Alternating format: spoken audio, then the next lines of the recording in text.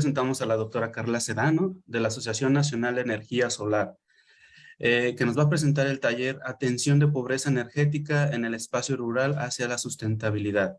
La doctora es doctora en Ingeniería y Ciencias Aplicadas, integrante de la Academia de Ciencias Sociales y Humanidades del Estado de Morelos, del Comité Editorial de la revista Eficiencia Energética del FIDE, de la Comisión Dictaminadora de Innovación en SEMIE-SOL, del International Women's Forum y expresidenta de la Asociación Nacional de Energía Solar.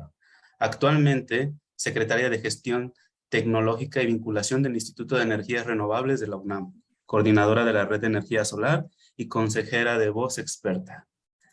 Le cedamos la palabra a la doctora. Muchas gracias por estar presente con nosotros. No.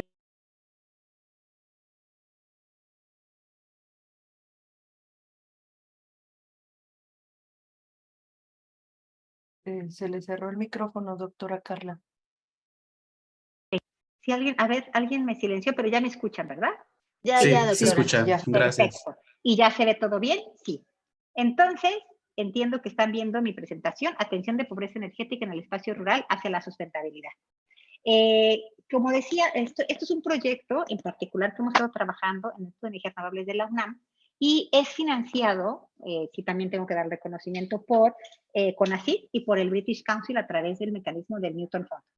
Bueno, el proyecto se llama CAPAS, así es el acrónimo, y básicamente sí es un proyecto que es binacional, que eso es donde yo quisiera centrar el tema, ha sido México y Reino Unido los que hemos estado trabajando en el tema, es multidisciplinario.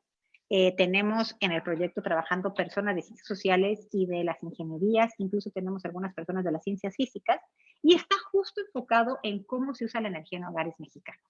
Entonces, muy rápidamente, este es el nombre oficial del proyecto, en inglés, porque su proyecto era decía nacional, financiado por Newton Fund Impact Scheme, que se llama el esquema de impacto, y donde lo que hablamos es de mitigar la pobreza energética desde un enfoque de capacidades y buscando soluciones comunitarias innovativas. Y aquí quiero nada más tocar dos conceptos importantes. Primero, pobreza energética. Pobreza energética es una condición que se da a nivel hogar, según la literatura internacional. Ya tenemos artículos sobre Latinoamérica, justo gracias a este tipo de proyectos, donde podemos hablar de qué es pobreza energética y cómo la podemos medir. Hay muchas formas de medir la pobreza energética y en unos minutos les voy a platicar sobre eso. Y de lo que se trata es, en términos generales, la pobreza energética se podría definir como la incapacidad de un hogar de satisfacer sus necesidades energéticas, sociales o materiales. Es decir, por un lado, pues sabemos que requerimos luz, pues para poner un refrigerador, es una necesidad material, ¿no? Pero también social, necesitamos luz para poder tener iluminación en las noches y de esa forma, pues poder extender la jornada laboral. Pero aquí hay algo bien importante. Hay otros usos que a lo mejor quedan entre lo social y lo material. Y me gusta, y siempre es un ejemplo que le he tomado prestado a Carla Ricalde, que ella es licenciada en Gestión Intercultural, y ella me platica cómo la energía eléctrica, y ahí creo que tenemos una muy buena idea, es indispensable para las personas sordas. Las personas que se comunican mediante el lenguaje de señas o que leen los labios, en cuanto llega la noche, si no hay energía eléctrica o velas, pero velas con suficiente potencia para poder ver a la otra persona, en ese momento pierden la capacidad de comunicarse. Entonces, eso me ayuda a mí mucho como investigadora para entender la gravedad de lo que es la pobreza energética y por qué tenemos que pensar en que debemos atender y que a lo mejor el tema de una iluminación de alta contraste, pues para un hogar podemos pensar que eso no es importante, pero realmente quienes saben si es importante son las personas. Y ahí viene el segundo concepto, el enfoque de capacidades. El enfoque de capacidades es algo que se definió desde Amartya Sen, el Premio Nobel de Economía, donde justo las capacidades es lo que las personas podemos hacer. Y en ese sentido, no se busca y no se etiqueta a las personas por su etnia, por su género, por su edad, sino se nos etiqueta por lo que podemos hacer. Y en un minuto vamos a hablar más al respecto. Entonces, justo con ese enfoque de ver a las personas como nuestro potencial de hacer, de disfrutar, de convivir, a partir de esa idea y pensando en la pobreza energética que padecen nuestros países, es como generamos este proyecto CAPAS. Y bueno, solo dando el debido reconocimiento, ya oficialmente, este es un proyecto financiado por Newton Fund. Newton Fund es un fondo que el British Council crea y donde se hace alianza con otras entidades en otros países. En particular, el proyecto Newton Fund CONACYT tiene recursos que aportan tanto México como Reino Unido, de hecho aportan partes iguales del recurso para hacer la investigación en México. Aquí están los responsables o los participantes del proyecto. En medio está la Universidad Nacional, porque realmente somos el polo importante. Del lado izquierdo está nuestro instituto. Yo soy la líder del proyecto en México y colaboramos con el doctor Omar Macera del Instituto de Investigaciones en Ecología y Sistemas de la UNAM, que está en Michoacán. Y del lado derecho, así al mismo nivel de liderazgo que está el Instituto de Energías Renovables, está la Universidad de Birmingham. La doctora Harriet Thompson es la líder inglesa del proyecto, y con ella colabora University College London. Ahí está el doctor Ian Hamilton, que es, digamos, este otro académico, de la misma manera que Omar Macera. Así tenemos a Ian colaborando con sus áreas de expertise. Y arriba van a ver el nombre de dos organizaciones. Este proyecto, para atender pobreza energética, nosotros buscamos que fuera más allá de un ejercicio académico e involucramos a dos tipos diferentes de organización, y vamos a platicar por qué justo en un minuto, para que fueran aliadas. Una es GIRA. GIRA es una asociación civil que trabaja en temas de sustentabilidad, en particular con temas de biomasa, ¿no? Con temas de uso energético en estufas, prácticamente el uso de la quema de leña en hogares rurales. Y Onergia es una cooperativa energética que ya tiene más de 5 años de experiencia y que ellos tienen un trabajo muy bonito de cooperativismo y de, vamos a decir así, desarrollos energéticos en espacios rurales desde el enfoque cooperativista que en nuestros países latinoamericanos es tan socorrido y tan útil. Y bueno, este es el proyecto que les presento y les quiero platicar. Tiene 4 paquetes de trabajo y tienen distintos sabores estos paquetes de trabajo. No se los pongo en el orden tradicional porque son paquetes que interactúan entre sí, tanto en el tiempo como en el espacio y con las personas. Entonces, por un lado, tuvimos un taller que fue financiado todo por Reino Unido, porque además el recurso que Reino Unido aportó es para tiempo de las investigadoras de allá y la consultora, que la consultora es mexicana, eso es importante. Reino Unido le paga una mexicana para trabajar con nosotros temas de interculturalidad, y el tiempo de Harriet Thompson, por supuesto, y el tiempo de Ian Hamilton, pero el interés principal es diseñar un índice de manera conjunta. También hemos estado trabajando en generar conocimiento incluyente, es decir, trabajamos con las comunidades para poder aprender más de ellas y poder tener conocimiento vivo de estos equipos. Implementar soluciones tecnológicas. Una vez que generamos el conocimiento incluyente, y lo decía en un rato, tenemos soluciones tecnológicas en las familias y todo termina en evaluar y desarrollar un tool. ¿Y por qué está primero evaluar que desarrollar? Porque es mediante el aprendizaje de los ejercicios en campo, en el espacio rural, que hemos desarrollado una caja de herramientas con metodologías para que este proyecto se pueda replicar en otros entornos y se pueda adaptar. Estas son las localidades en las que estamos trabajando el proyecto. Están muy en el centro de nuestra República Mexicana. Para la gente que no es de México, esa es la figura de nuestro México, y estamos en el centro con distintos climas. Tenemos a Tlautla, Estado de México, que está muy cerca de la Ciudad de México, de hecho muy cerca de nuestro volcán más famoso, que es el Popocatépetl. Es un lugar frío a las faldas de nuestro volcán. Está Mayuca, Morelos, que es un lugar muy caluroso, se ve muy cercano, pero la latitud de diferencia de por lo menos 1000 metros de diferencia en la latitud, entonces tiene un clima muy cálido, donde es un espacio rural ligeramente urbanizado. Estamos también en Cuetzalan, Puebla, que es la sierra, es un área boscosa, entonces ahí tenemos los temas de humedad y frío que vienen con la selva boscosa, y tenemos también a Zenánguaro, Michoacán, que también es un lugar frío, un poco menos con menos vegetación, pero también con una condición rural muy importante. ¿Y qué hacemos? Pues esto es las 4 cosas que hacemos, pero todo eso lo hacemos de manera participativa. Y ahí es donde enfocamos la diferencia de estos proyectos que atienden pobreza energética. Tradicionalmente, y es una crítica, no lo estoy haciendo de lado, tradicionalmente las personas que hacemos ingeniería, pues vemos un problema y tenemos una posición un poco irrespetuosa con las ciencias sociales. Yo soy ingeniera y lo digo con todo respeto a mis colegas y colegas, ¿no? En general. Y cuando vemos un problema, creemos que podemos diseñar una solución desde nuestro saber técnico, ingenieril, ya sea en energía o ya sea en ciencias de la vida, ¿no? Y diseñamos la solución y se la llevamos como un regalo a las comunidades, ¿no? A veces nos tomamos el tiempo de caracterizar la comunidad en términos físicos, ambientales, ¿no? Energéticos, pero aún así llevamos la solución. Y luego nos ofendemos porque no quieren la solución, porque te los tenemos que convencer, o porque usaron los paneles de mesa, o porque ya no están usando la estufa que les llevamos, o con cocinas solares, nos pasó mucho, porque la cocina solar tan bonita que les llevamos nadie la usa, ¿no? Y El gran tema es que no lo hicimos participativamente. Entonces, de ese aprendizaje, de estos fracasos, hemos aprendido mucho y lo que hemos encontrado es que para lograr, y por eso es que aquí no están los números, por eso hemos visto que tenemos que monitorear las condiciones físicas de los hogares, pero lo hacemos participativamente. No llegamos como ingenieros a monitorear, sino hacemos un trabajo conjunto, llevamos monitores de muy bajo precio y le explicamos a la familia cómo hacemos esa evaluación. E incluso, ahí ven a la derecha, tenemos actividades de investigación con las familias, pero con toda la familia de los hogares seleccionados, las infancias, las personas adultas, las adultas mayores, todas las personas de la familia, las abuelitas y los abuelitos, si están viviendo en el hogar, y sabemos que en nuestro país es muy dado tener estos hogares con grandes familias, se involucran en las actividades. ¿Y por qué? Porque ese es parte del compromiso. Este proyecto también pagamos el tiempo de las personas en los hogares. No es extractivista. No les tomamos datos sin darles nada a cambio.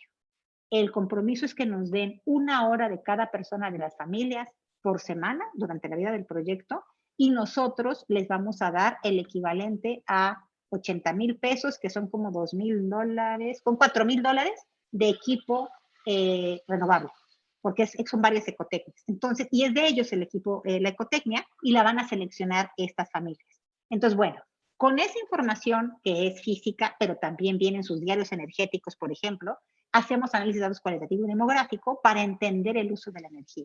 Y además trabajamos con las familias para saber para qué quieren la energía. Y a partir de eso, las propias familias seleccionan las ecotecnias que necesitan y cuando va a la proveeduría, la persona o las compañías que proveen, hacen un esfuerzo de detectar y solicitamos que estén tanto las personas que saben plomería, que saben electricidad, que saben de albañilería de la región, que se involucren en el proceso de instalación para que no haya una dependencia tecnológica de nosotras, sino que realmente se resuelva desde las familias. Y bueno, el objetivo de nuestro proyecto es mejorar las condiciones energéticas de los hogares. Empezamos por combatir mitos. Son 2 mitos importantes que conocemos todas las personas. Es que a los vecinos o vecinas no les interesa qué es la energía renovable. Y eso nos pasa mucho. No voy a decir nombres, pero una de las personas académicas de este proyecto, mexicanas, nos dijo, ¿y para qué las abuelitas? Ellas ni quieren saber, no les interesa. ¿O para qué involucran a los niños? Con que involucran a los que toman las decisiones en la familia. Y es el primer mito. A la gente sí le importan los temas energéticos. El otro mito, que los paneles los usan de mesas y sillas, pues sí, los usan de eso o los llegan a usar, es porque no hubo un trabajo de internalización de los conceptos. Otro estereotipo y estigma. Tenemos un caso y me tengo permiso de compartirlo. Aquí en nuestro instituto desarrollamos un refrigerador solar que hace hielo. Y con mucha ilusión, hace varios años, muchos, tal vez más de 10, cerca de 15 años, se llevó este refrigerador solar que hace hielo, ¿no? Generaba pues un par de kilos de hielo a una entidad pesquera para que pudieran enfriar su producto en lo que pues lo podían meter ¿no? a compra. Y 6 meses después que el equipo que instaló el refrigerador solar llega a este lugar que no tenía acceso a la electricidad, por eso era importante que fuera solar el refrigerador, se llevó una gran desilusión porque cuando vieron para qué usaban el hielo, vieron que había una cubeta con cervezas en lugar de pues una caja con pescados, ¿no? Y fue un trabajo terrible y vinieron muy enojados y siempre cuentan que qué barbaridad, que la gente no entiende la tecnología. Pero viendo desde el punto de vista es, esa comunidad pesquera lo que requería no era 1 kilo o 2 de hielo para todo lo que pescaban. Requerían estar a gusto, poder tener la cerveza fría, porque eso sí les da bienestar, les permite trabajar mejor, y era mucho más importante enfriar su cerveza que enfriar el pescado, que ya tenían resuelto cómo lo metían al interior. Entonces, en lugar de haber platicado con gente de ciencias sociales, que cuando les platicamos este evento dicen, qué bárbaro, qué exitazo, nos quedamos con nuestra concepción ingenieril de que no usaron la tecnología para lo que yo se las di. Otra cosa que también me dolió mucho en otra anécdota es con una colega que ella también es de las áreas duras, vamos a decir así. Ella está trabajando, ella es ambientalista, platicó de cómo hicieron un esfuerzo, pusieron paneles fotovoltaicos y estaban muy contentas, pero que cuando se dieron cuenta que las señoras nada más ponían la tele para ver las novelas, pues que sí se decepcionó muchísimo. Y ahí, como me están conociendo ahora, y eso lo hablé con ella hace poco tiempo, fue este año. Le dije, oye, y ahora sí, con todo respeto, ¿y a ti qué? ¿No? La familia decide para qué usa la energía. Nosotras no somos nadie para criticar los usos energéticos. Si a la familia le da bienestar, le da paz, ver las novelas, bien por la familia. No van a ver Discovery Channel porque te gusta ver Discovery Channel. el uso del entretenimiento les da bienestar y eso es más que suficiente para un tema. Y ahí es la importancia de que tenemos que entender que este proyecto sirve para que aprendamos, nos comuniquemos y entender que el tejido social es lo más importante. Tanto las cervezas como la tele generaban tejido social y es un intangible que cuando llegamos con los ojos de la ingeniería a secas no lo podemos ver. Y bueno, generamos un índice, ahí está la referencia que es suya. Les decía, somos realmente 4 colegas, mi estudiante doctoral está al final, Carla Ricalde, yo y la doctora Thompson es la que generamos este índice, y lo que hace es eso, buscar las capacidades de las personas en el hogar y juntar el tema de energía. Y entonces medimos pobreza energética de una manera diferente. En lugar de ver lo que, ahora sí, lo que nos hace pobres, vemos las necesidades energéticas satisfechas. El nombre del índice se llama Capabilities Driven Energy Satisfaction Index, es decir, vemos el índice de satisfacción energética, pero de acuerdo a las capacidades de las personas. Y ahora les explicamos cómo. Entonces, primero, el proyecto lo que hace es identifica las necesidades energéticas por actividades de medición y de variables físicas. ¿Tienen las personas un medidor? Ha habido distintos intentos, pero podíamos incluso ver, las propias familias empezaban a jugar con los medidores. Empezaban a ver los cambios de temperatura entre la cocina y la sala, los cambios de humedad entre el baño y el garage, y entonces van anotando esos datos y los van anotando con actividades orientadas en cuadernos de muy fácil uso que les entregamos. Y eso nos permite ir viendo, por un lado, el avance energético, pero por otro, internalizan los temas energéticos, entienden mejor que si prenden el ventilador, realmente bajó la temperatura, no bajó la temperatura, y es donde se dan cuenta que no es que bajara la temperatura cuando uno prende un ventilador, ¿no? O cuando uno se abanica, la temperatura sigue siendo la misma, es la sensación térmica la que cambia. Entonces, de una manera muy intuitiva y muy práctica, la familia completa fue detectando este aprendizaje, ¿no? Hicimos una prueba piloto en el pueblo de Atlauta de Victoria, es el nombre completo, de 6 meses, y lo hicimos en 4 hogares. El proyecto en total son 24 hogares, la prueba piloto es en 4 hogares, es un nivel de madurez de social de tecnología 3, estamos probando el concepto y generamos confianza en todos los hogares. Como ven, la presentación está en inglés y en español, justo porque estamos en este tema de trabajar proyectos bilingües realmente multidisciplinarios. Entonces, lo primero fue encontrar ese contacto que nos permitiera trabajar con confianza. Y luego, la parte fundamental era estas actividades que les comenté para entender el rol de la energía en la vida diaria. Y aquí vemos una de las primeras reuniones, es con la pandemia, y aquí hago el paréntesis necesario. Como ustedes seguro les ha pasado, el proyecto lo diseñamos cuando no existía la idea de pandemia, lo diseñamos en 2018. Nos lo aprobaron en 2019, pero el recurso lo tuvimos en 2020, plena pandemia. Entonces, ha sido todo un esfuerzo muy interesante el poder, y además lo tuvimos, y aquí voy a hacer como siempre, ya saben que es parte de lo interesante, a Reino Unido se lo dieron cuando debían dárselo y a México un año después. Entonces, tuvimos que vivir con un desfase de un proyecto de 18 meses, un proceso de un año. De tal forma que en México el proyecto sigue, en Reino Unido pudimos cerrar una primera etapa muy exitosamente, pero el proyecto es un proyecto que está vivo, exitoso, y que de hecho el martes presentamos en una reunión de personas expertas porque quieren entender mejor cómo estamos contendiendo con los temas de la pandemia. Y eso hizo que tuvimos que transformar todas las actividades. De una actividad participativa en la que pensábamos ir todo el equipo de personas académicas que ven ahí ¿no? Que están conviviendo con las personas en el centro de Atlautla, pensábamos ir una semana completa a trabajar talleres participativos con las familias y tuvimos que cambiarlo a trabajar por WhatsApp. Y las actividades es con este material que les recomiendo mucho usar a la gente que le interesa hacer talleres participativos. Es un Ketso, es una herramienta que es sustentable, no son post-its, todo se reusa y además lo construyen familias en África. Y la gran mayoría de los beneficios de estos tapetes los hacen en África. Nos han dicho, ¿y por qué no en lugar de beneficiar a África, benefician a México? Porque la propiedad intelectual también es importante. Es un diseño realizado por un grupo de investigadoras inglesas con personas africanas y la propiedad intelectual está registrada. Entonces, copiarlo sería no ético y además estaremos violentando lo más importante, que es la práctica multicultural. Entonces, compramos los kits con África y no los vamos a copiar ni incentivamos a que los copien. Y como pueden ver también ahí se ven estos relojes, donde ahí pueden ver uno coloreado por uno de los niños, de hecho es un niño hombre, por eso digo niño, si no diría niña, y el de la derecha es por una de las personas mayores. donde les pedimos que pusieran en el reloj cuántas horas dedican a ciertas actividades. Y ahí se dieron cuenta cuánto tiempo dedican a entretenimiento, cuánto tiempo dedican a estudiar y diferentes actividades. Y capacidades es justo, nosotros hicimos un taller, les recomiendo si alguien está interesado en el tema, es el artículo que les mencioné hace unas diapositivas, y hablamos de capacidades con las familias.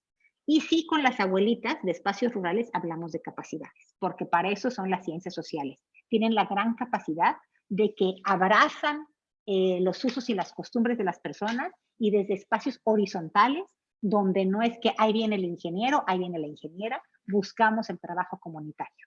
Y aquí les ponemos que realmente las capacidades pueden conocerse como aspectos de nuestras vidas, y ahí les llamamos eso, donde la energía nos puede ayudar. Ahí nos centramos. Hay muchas capacidades de las personas, pero en particular nos centramos a las 5 que detectamos de manera, aprovechando pues, la teoría tanto de Amartya Sen como de Martha Nussbaum, trabajamos y vimos que había estas 5 capacidades que se relacionan con energía. Bienestar físico y mental. Ahí podemos poner refrigeración. Para refrigerar, claramente va en conservar alimentos y bienestar físico. Otro ejemplo para bienestar mental es la televisión, el poder ¿no? Distraernos de un entorno en el que hay poca comunicación. A veces es bienestar mental lo que tenemos. Comunicación, aprendizaje y conocimiento, pues ahí claramente la luz para las personas sordas, lo había comentado, y también en el aprendizaje están las computadoras, está el poder, insisto, la luz, poder leer a otras horas, etc. Autonomía del tiempo. ¿Cómo puedo tener tiempo libre? Ahí entra la lavadora, la licuadora, ¿no?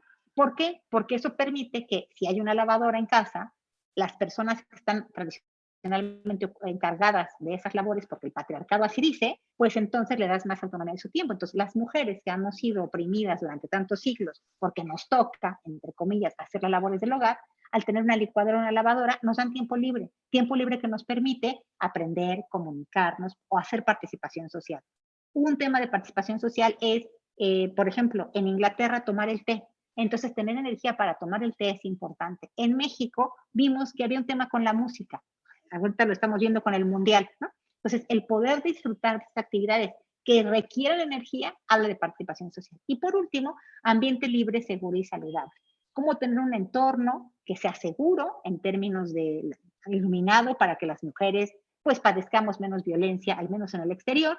Cómo tener un espacio que sea libre de contaminantes, en el caso de utilizar leña u otro tipo de combustibles que no contaminan el hogar y que sea saludable. Entonces, si se fijan, todas las cosas que requieren energía, las que se imaginen, caen en algunas de esas capacidades. Todas, el celular, las que se imaginen. Entonces, justo ese es el trabajo que hacemos con las familias. Reflexionamos sobre las capacidades. Si se fijan, estos proyectos atienden la pobreza energética mediante un concepto que se conoce como literacidad energética, que es que el primer frente es que las personas entendamos mejor lo que es la energía y el papel que tiene la energía en nuestras vidas, ¿no? Entonces, bueno, les digo, hay muchos ejercicios, no los voy a aburrir con eso, y ahí pueden ver exactamente cómo va la gente entre las cosas que necesitan energía, cómo la relacionan con sus capacidades, del 1 al 10. Porque en los ejemplos que les acabo de dar, como el refri, habrá personas que me digan, bueno, es que el refri sirve para muchas cosas, para salud física, pero también para bienestar y también para un ambiente seguro. Sí, así es. Los servicios energéticos atienden varias capacidades y eso también nos puede ayudar a priorizar. Nos puede ayudar a ver qué nos hace más falta, una licuadora, un refrigerador, un radio, y que no nada más sea por lo que creo que me representa, sino por lo que puedo externalizar que me representa. ¿Okay? Y bueno, les decía, identificamos las necesidades y luego viene un papel finísimo donde afortunadamente a estas alturas del proyecto, que ya estamos a punto de terminar, termina en junio, es la coselección de tecnologías. Y aquí el co debería ser con mayúsculas, subrayado y en bold, así como echando foquitos.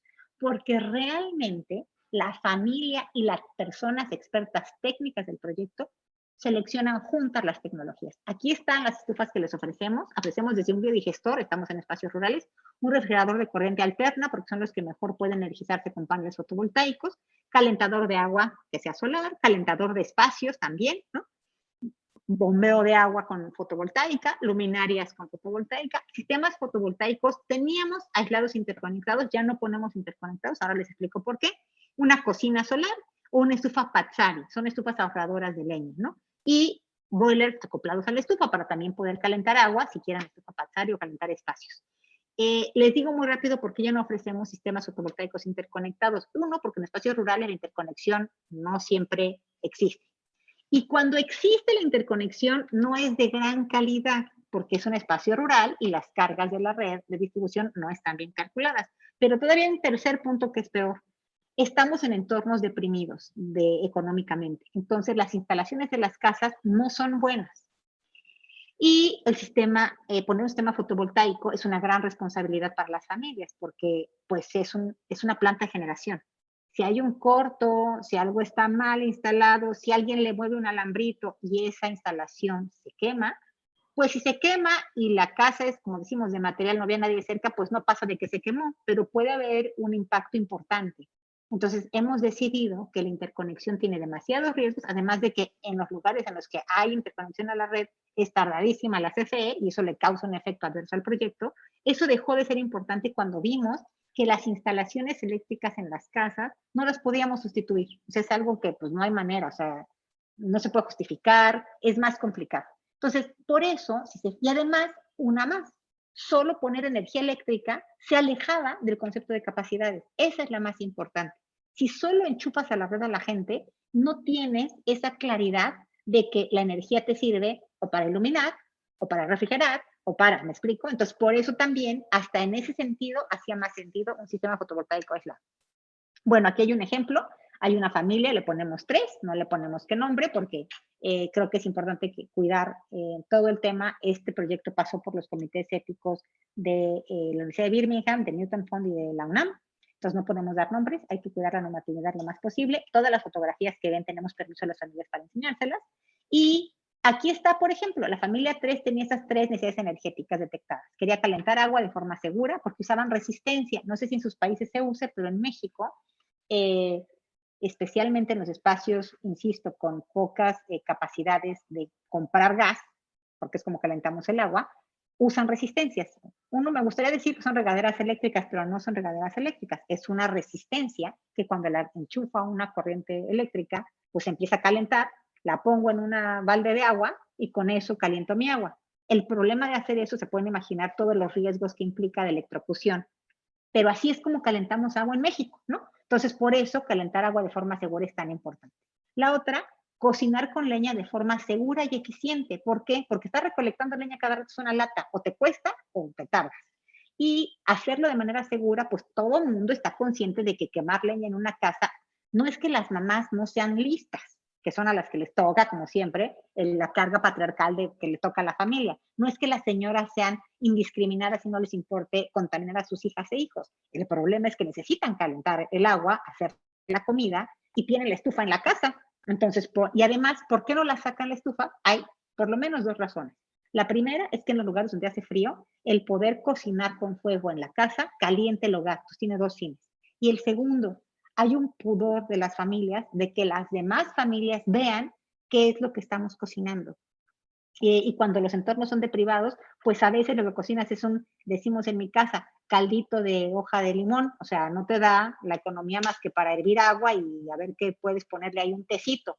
Entonces, exponer esa deprivación y esa vulnerabilidad al exterior es algo que las familias, por supuesto, que nunca se adaptan, y esa es una de las principales razones por las que las cocinas solares no funcionan, porque a las familias les cuesta mucho trabajo sacar al espacio público lo que se hace al espacio privado. Pero bueno, aquí aproveché para cerrar ese paréntesis que había dejado abierto. Y también esta familia quería tener agua en los tinacos. Y esa, quiero insistir en esa, ¿cómo nos dimos cuenta de esa? Al hacer las dinámicas, ni el padre de la familia ni la madre de la familia, que son 2 personas jóvenes, detectaron eso del agua en los tinacos. ¿Por qué? Porque tienen una bomba actualmente y pues no es automática, entonces pues se prende allá en el exterior, cuando entran algo van y prenden el switch y se sube el agua a los tinacos. Pero los niños insistían mucho. Los 2 niños y la niña, son 3 niñeces en esta casa, insistían en que querían que hubiera una bomba que permitiera subir el agua en automático. Ellos querían agua en los tinacos. Y pues sí había mucha insistencia y en el diálogo, para entender por qué a tanta aferre de las infancias con esto, es que cuando la mamá o el papá necesitaban agua, gritan, fulanita, fulanito, préndete la bomba. Y ahí va el niño, la niña, corriendo a la hora que sea, a tener que ir a prender la bomba. Entonces, y además, como ustedes seguro saben, si se vacía la cisterna, la bomba se daña. Entonces, tienen que estar pendientes de que hay que ir a apagar la bomba o se echa a perder la bomba y hay que purgarla. Entonces, todo ese conocimiento estaba en la niñez. Y para las papás y la mamá, pues daba igual, porque pues alguien va y se ocupa. Entonces, por eso estuvo ahí, porque se hizo el trabajo con esas personas que esa persona académica que les dije despreció. Los niños que van a decir, pues fíjense qué importantes. Entonces, bueno, al final esta familia también quería también se le ofreció un refrigerador en DC, ¿no? Ahí lo tienen muy rápido. Se le ofreció el bombeo solar y se le ofreció un calentador solar de agua, ¿no? No voy a entrar a detalle de las tecnologías, pero si se fijan, son ecotecnias al final, de distinto nivel, con distintos retos, pero toda esta información exactamente así se le entregó a las familias. Estas diapositivas las tuvieron estas familias rurales, así. Y por supuesto, se les explicó cada una, pero tuvieron la capacidad de entenderlo porque ya lo habían estado platicando durante mucho tiempo, estos esquemas, el dibujo. Entonces, todo eso es parte de lo que nos importaba decirles, ¿no? Ahí está cómo se hace el mantenimiento de los calentadores, etcétera, etcétera, ¿no? Bueno, la familia 3 otra vez, estas eran sus necesidades, también querían calentar espacios porque detectaron que tenían mucha humedad, y así es como evaluaron en ranking lo que les interesaba hacer. Me disculpo porque dice Bollier y debería decir Boiler. Tomo nota para corregirlo. Pero bueno, ahí pueden ver que lo que más les pareció importante como familia, porque primero el ejercicio consta de dos partes. Cada persona hace un ranqueo personal de las tecnologías y de las necesidades. Y luego en familia las discuten y deciden esto. Y esto es lo que nos dan. Nos dijeron, estos son nuestros rankings. Con esa información del ranking, nuestra comunidad técnica, como sabe qué presupuesto tenemos, que son estos $4,000 que les he contado, dijo, a ver, ahí te van 4 paquetes y a las familias no se les, la única vez que se habla de dinero con las familias es cuando se les enseña el proyecto al inicio del tema. No se vuelve a hablar de dinero, porque este proyecto no se trata de dinero, se trata de atender pobreza energética con soluciones ecotécnicas. Y nunca tocamos el tema económico porque no es importante. Lo que importa es qué capacidad les habilitas. Entonces ahí están los 4 kits que se les dieron y como pueden ver, ahí hay una mezcla de las cosas que decidió la familia que eran importantes y ahora les digo yo a ustedes y en todas también el principal ojo que está es el ojo técnico. Esas tecnologías todas se pueden instalar en ese tipo de casa, porque ya se hizo un reconocimiento de la casa y se sabe si hay techos que aguanten el calentador, si cabe el tinaco, todo, si se puede poner la estufa ahorradora, todo eso ya se analizó. Y bueno, esta familia, la familia 3, eligió los 2 calentadores, la estufa Patzar y el bombeo solar. O sea, eligió 2 calentadores, el bombeo solar, seguramente escogió al kit 4 de una manera chistosa. Porque si se fijan, eso que escogió la familia no es ninguno de los kits. Dice 2 calentadores, estufa Patzar y bombeo solar. Y aquí nada más hay un calentador. Esa familia, ¿qué dijo? Dijo, yo no quiero un solo calentador de 150, quiero 2 de 200. Y sí lo pudimos armar porque daba el recurso. ¿Okay? Entonces, nada más para que se den una idea de que esa selección sí es interactiva. Todavía las familias opinan, pero una vez que la familia elige, 1, 2, 3 como en la subasta, ya no hay vuelta atrás. Este proyecto, el éxito que ha tenido, porque consideramos que pues ya tenemos 4 localidades trabajadas y hemos aprendido mucho, es que realmente las familias están conscientes de que todo el proceso es importante, de que hay que internalizar cada paso y que los plazos se tienen que cumplir.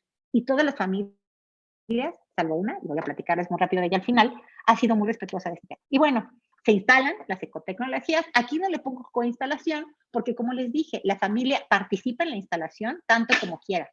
Tenemos una proveeduría extraordinaria. Esta persona proveedora es tan consciente del tema social que contrata incluso mano de obra local para los trabajos que la mano de obra local está capacitada a hacer. Y en un caso, para calentar agua solar, había en una de estas casas una persona que hacía albañilería. Y le dijo, oye, si te interesa, yo te contrato, haz una zanja, además tú conoces tu instalación y tu casa, haz una zanja para que puedas desnudar donde está el tubo de agua y yo con mucho gusto te pago tu día de trabajo al precio que yo le pago a mis albañiles. Hicieron el trato, así pasó, termina la tarde, va ¿no? el proveedor, platica con, y le dice, oiga, no, es que, ¿qué cree? Pues le pegué al tubo y lo rompí, ¿no? El propio dueño de la casa, al que se le contrató un día de trabajo, rompió su tubo. Y entonces le dijo, pues páguemelo porque rompí el tubo. Y el proveedor entendió y dijo, pues sí. Entonces, reparó el tubo a costo del proveedor, le pagó su día de salario a la persona que rompió su tubo y le siguió pagando el siguiente día para que luego tapara el desastre que hizo. Porque eso es importante en estos proyectos. Todas las personas tenemos que tener la claridad de cuál es el fin. Y se hace este cotrabajo. También los proveedores son parte fundamental de entender este tema del cooperativismo y la participación. Y aquí está la familia que tenía su estufa de leña antes y la estufa de leña después. La de la derecha es una estufa Pazzari, son estufas ahorradoras. Obviamente los leños no se ponen así, están para que se viera bonita la foto, ¿no? Eso sí se los reconozco. Pero la estufa de la izquierda es la estufa que a esta mujer de familia le hizo su esposo con una lavadora vieja. Y por supuesto que no hay comparación en eficiencia con la que tenemos a la derecha. Está feliz la señora con su estufa Pazzari. Ahí tenemos instalaciones a la izquierda solar térmicas en 2 casas y son diferentes instaladores.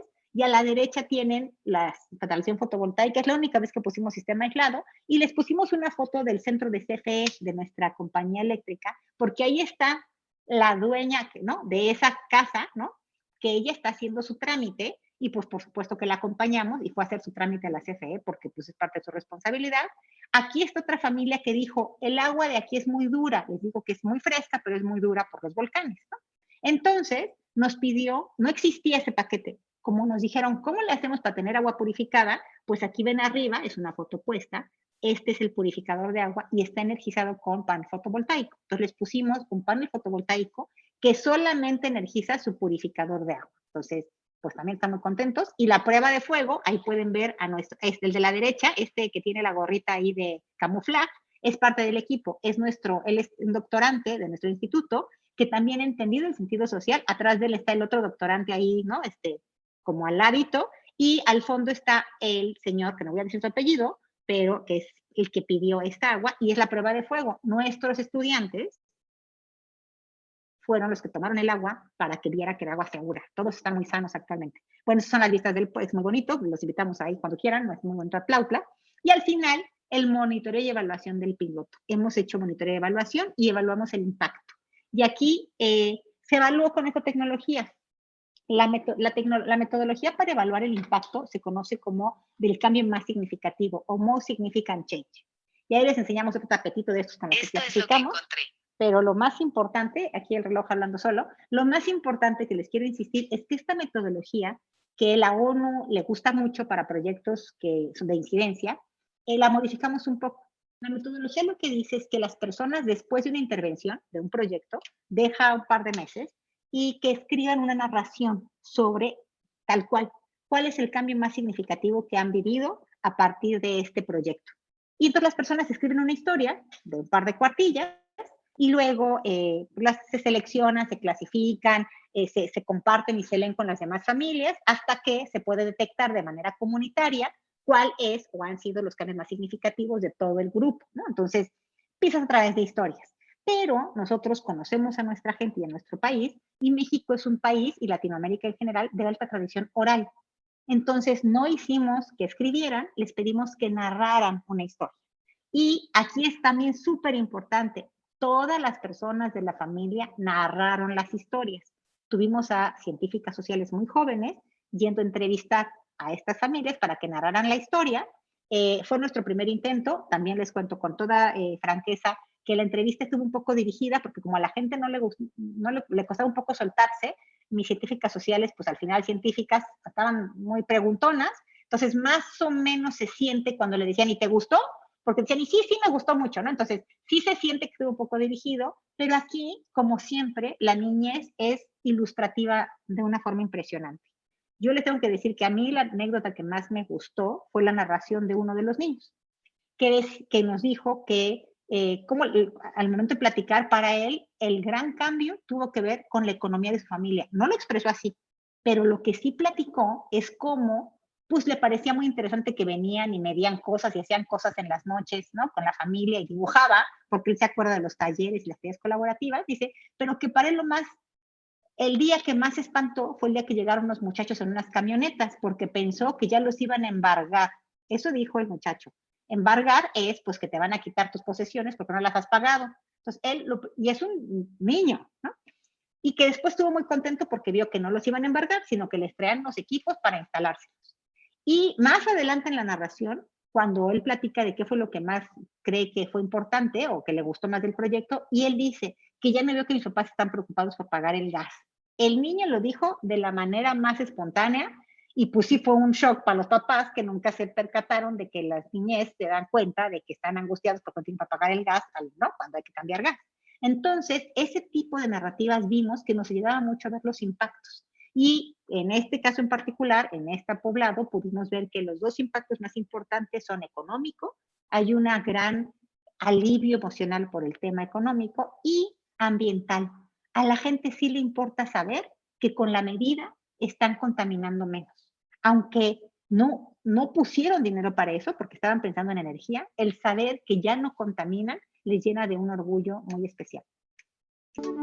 Estuvimos trabajando con algunas actividades que ellos nos dieron, muy llamativas para la familia, porque tenemos que participar todos en una opinión. Ahí estaba muy padre. A ver, dibuja tu casa, el croquis de tu casa, y dónde es donde en la, ¿no? El lugar de tu casa que más te gusta, ¿dónde pega más el sol? ¿Dónde a ellos nos explicaban primero cómo teníamos que hacerlas, nos citaban un día, nos explicaban, y yo llegaba a casa y les explicaba a mis hermanos, se va a hacer de esta manera, tal día tenemos que estar todos, tal día solo ciertas personas. Realmente la que pues lleva la batuta pues era mi esposa, ¿no? Porque yo realmente casi toda la semana pues no estoy. Es que a lo mejor pasabas en blanco y no te dabas cuenta, y que al momento de que empiezas a hacer la actividad con todos en la familia, y a lo mejor nunca las platicabas, en ese momento se fueron saliendo, ¿no? Entonces sí, era como tratar de ponernos de acuerdo, entenderle y ver que realmente nos estaba como perjudicando. Cuando nos empezaron a dejar las actividades, pues eran muy buenas, porque hasta la unión de la familia como que nos teníamos que juntar todos, ¿no? Hasta se vuelve ameno. Pues hay veces que no, por el tiempo, no sé, pues no, la familia no está. Que nos hacían falta, pero físicamente como que no lo visualizábamos. Y eso fue, las actividades son las que nos ayudaron a decidir igual qué era lo que necesitábamos, qué era lo que nos hacía falta. A ver si se logró. Ahí está. Y les decía, estas son las entidades en las que está la intervención, y lo que logramos, otra cosa que muy rápido les comparto, no, eso es para otra plática, si no es que ya la di, Perla, en algún otro tema, pero nosotras generamos en 2016 una escala de niveles de madurez de tecnología, pero social, no como la escala de la NASA, que es solo niveles de madurez de tecnología, sino nosotros hablamos de innovaciones sociales. Y el caso de Estado de México fue nuestra prueba de concepto, teníamos el concepto y lo probamos en Atlautla. Luego en Amayuca, Morelos, ya logramos la siguiente intervención con lo que aprendimos en el nivel 3, lo hicimos en otra comunidad con 4 casas también aprendiendo, esto ya es otro ambiente relevante, donde fuimos un poco dejando más a las familias sueltas, fuimos menos veces, porque era importante empezar a ver cómo funcionaba la metodología, con otras personas además tomando, en lugar de que quien diseñamos las metodologías y los talleres, ya no eran esas personas las que lo llevaban. En Amayuca nos encontramos con otro reto. Una de las familias tenía a una persona sorda, y es una persona sorda que nunca tomó clases de lenguaje de señas, sino está muy grande, que un grupo de una religión en particular estaba evangelizando y le enseñaron algunas palabras, pero las palabras que le enseñaron todas tenían que ver con religión y ninguna conciencia ni con técnica. Entonces, realmente fue muy interesante el proceso. Se diseñaron talleres especiales para esta persona con eso en mente, para que pudiera integrar de la mejor manera pues su saber, porque esa familia solo tenía 2 personas, a su mamá y a ella. Ella tiene 30 y tantos años, su mamá pues 60 y tantos, y un punto ahí bien interesante en esa familia es que esta persona en lo que es extraordinaria es en lo manual. Entonces, todo el trabajo conceptual de las capacidades y darnos a entender que hasta que lo resolvió y hizo los ejercicios, cuando llegó el equipo de instalación, la persona que les explicaba los errores de instalación que estaban teniendo en su casa era ella. Entonces, encontramos el rol que debía tener esta persona y cómo pudo integrarse participativamente de mucho mejor manera al proyecto. Eso fue la etapa 4. La etapa 5 la tenemos en Cuetzalan, Puebla, con una cooperativa energética, les decía Onergia. Ese proyecto está funcionando muy bien. Por supuesto que están equivocando porque ahí las intervenciones son menos. Nuestro equipo ha ido una vez a Cuetzalan, no más. Y luego el equipo técnico fue una vez a hacer los dimensionamientos, otra vez a hacer la instalación con el proveedor, y no hemos vuelto. Regresaré, yo iré a visitarlos en 3 meses para ver la evaluación de impacto. Pero ahí lo interesante es que el aprendizaje de estar nivel 3 y 4 se integró en el 5 y también hubo errores, les decía, de repente las dinámicas no las hacían al pie de la letra de la metodología, entonces la mejoramos y luego se transfirió a Michoacán, a Gira, a esta otra entidad, donde todavía no instalamos. Ahí ha sido el lugar, en esta prueba de madurez nivel 6, estamos encontrando muchos, llamamos criterios de exclusión de la metodología. Es una entidad que es muy trabajadora, pero sus formas de trabajo son muy verticales. Están acostumbrados a identificar problemas, a resolverlos y a que las familias no interactúen.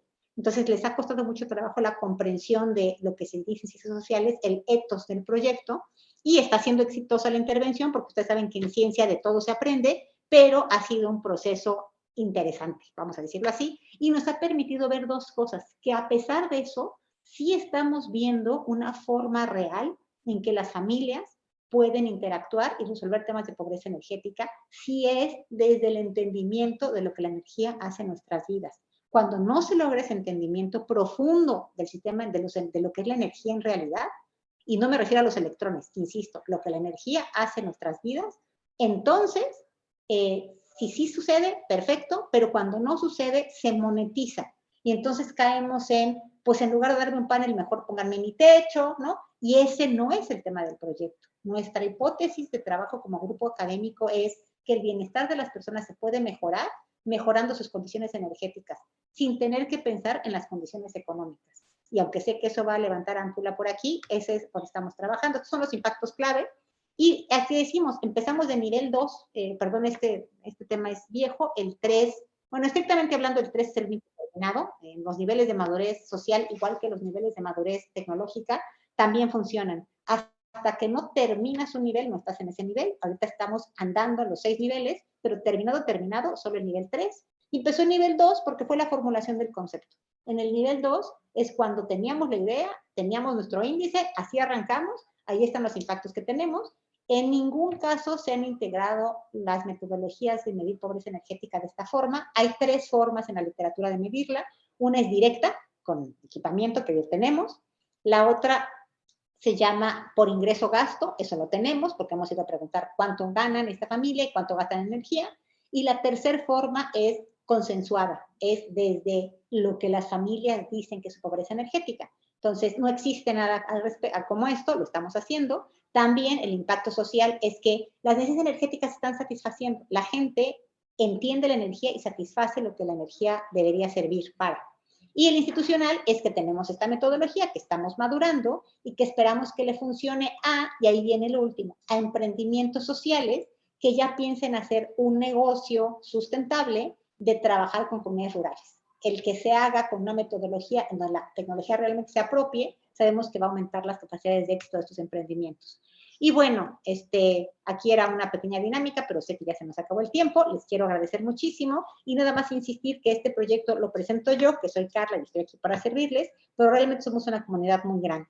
Una comunidad que está formada por las personas que están, por supuesto, autoreando los artículos, pero también por estos grupos de estudiantes que pasan por nuestros espacios, hacen su tesis, su servicio social, trabajan con nuestras comunidades y, más importante, está formada por las familias. Hay 24 familias, un promedio de 4 personas por familia, entonces hablamos de una comunidad de la que ya formamos parte, pues 8 por 12, somos como 96 personas, como 100 personas, que a todas y cada una de ellas le debemos esto que les vengo a presentar, y no pongo el nombre de todas por confidencialidad, pero me encantaría nombrarlas y agradecerles, porque es gracias a la colaboración y la confianza de todas que estamos logrando estos entendimientos y estas metodologías. Y bueno, una vez más, muchas gracias y estoy lista para cualquier pregunta que tengan por allí. Sí. Muchísimas gracias, doctora Sedano. Muy interesante este tema y qué bueno que nos recuerda lo importante que es trabajar en grupos multidisciplinarios, ¿verdad? Y cómo las ciencias sociales son muy importantes para la realización de este tipo de estudios en la implementación y lo que son la adopción de las ecotecnologías. A continuación voy a hacer unas preguntas que escribieron en el chat. La primera pregunta es, dice, doctora Sedano, agradezco enormemente su plática. El proyecto que nos muestra es justo lo que todos los que estamos en el área de ciencias deberíamos hacer. trabajar para beneficio de la humanidad. Me gustaría preguntar, ¿cómo se seleccionaron las familias beneficiadas y cómo se puede ampliar este tipo de proyectos a más gente? Como siempre, las preguntas difíciles, ¿no? Pero pues ese es el chiste. Mira, las familias se seleccionaron y es parte del tema. Sí nos basamos en ese contacto de confianza que tenemos en cada proyecto. En Atlautla, una doctorada, una estudiante de una de las colegas, trabajamos con la doctora Úrsula Osval, su doctorante que estaba ya haciendo postdoc, pues ya es doctora, ella fue, y que además había sido regidora de esa localidad, nos ayudó a contactar a 4 familias que tuvieran ciertas características, y la característica principal es que estuvieran dispuestos a colaborar y que entendieran que este era un proyecto en el que había que invertir tiempo. Eso era lo más importante. Y que tuvieran confianza con este contacto para podernos dar información. Entonces, ese fue el primer caso. El segundo caso en Amayuca, mi estudiante de doctorado vive en Amayuca.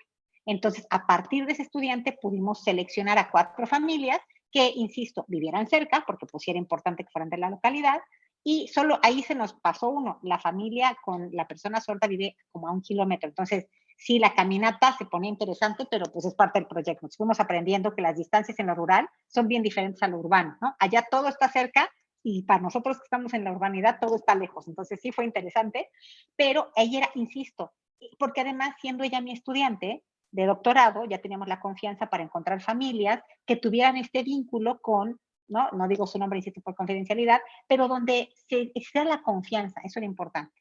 Después, con Giri y con Onergia, también les pedimos lo mismo, que trabajaran ahí fueron 8 familias por entidad, vamos creciendo, vamos multiplicando el proyecto, y era muy importante la confianza, que fueran familias de una comunidad que ya conocieran y donde se pudieran hacer estas cosas en este espacio de confianza. Entonces, sin duda, la confianza es uno de los grandes temas. ¿Por qué? Y ahí viene con la segunda pregunta.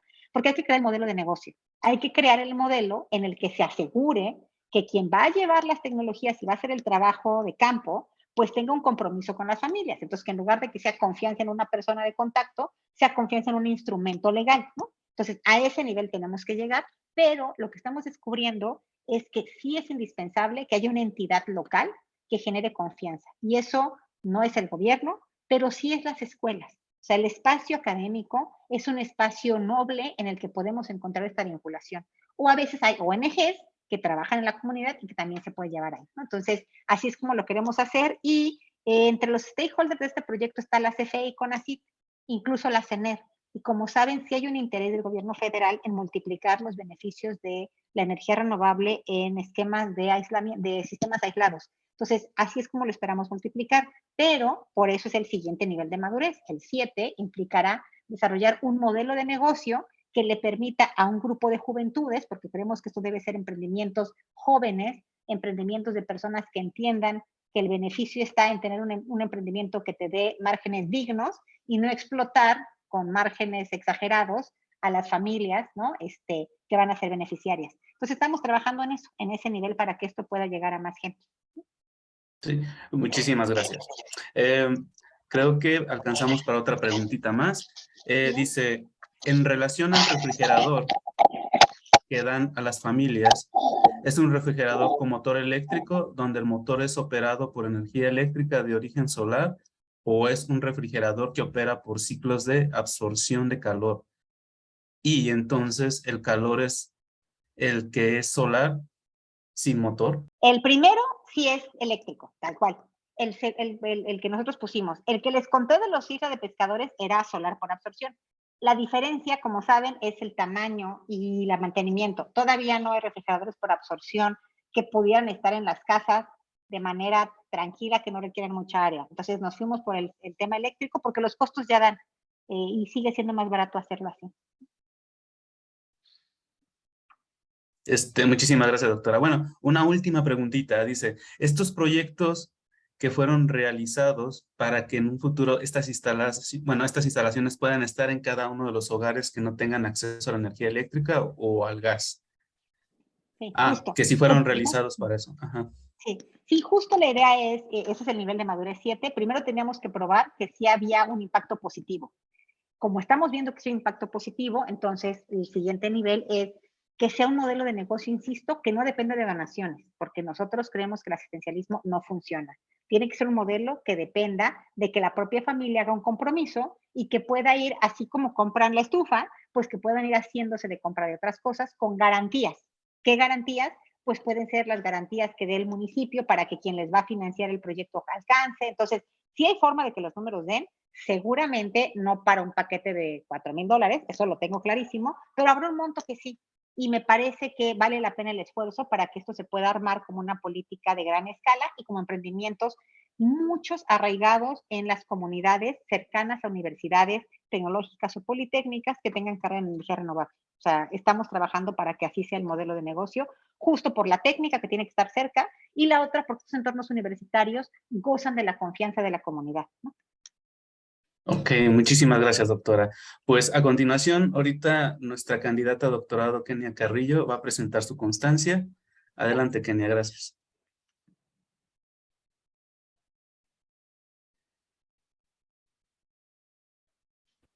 Sí, bueno, también me quería unir a los agradecimientos. Estuvo muy interesante su plática y es un punto en el que nosotros como ingenieros pues no vemos tanto la conexión con lo que tenemos que también realmente enfocarnos, que es la comunidad, más que nada pues las ciencias sociales. Y bueno, me hago el encargo de leer su constancia. Poder otorga este certificado de participación a la doctora Carla Sedano, que participó como tallerista en la charla Atención de Pobreza Energética en el Espacio Rural hacia la Sustentabilidad.